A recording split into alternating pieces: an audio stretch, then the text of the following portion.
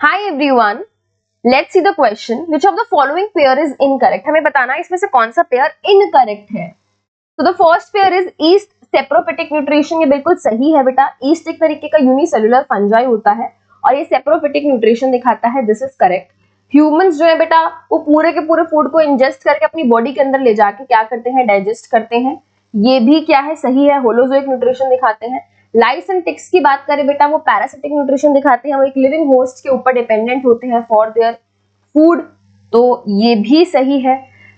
Last option है paramecium autotrophic nutrition, जो कि क्या है बेटा, गलत पेयर है.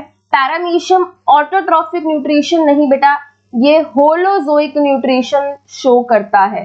तो ये पेयर यहाँ पे इनकरेक्ट है. इनकरेक्ट पेयर मुझे चूज करना है. So the correct answer will be option D, that is paramecium matched with autotrophic nutrition, जो कि गलत है. Answer is option D.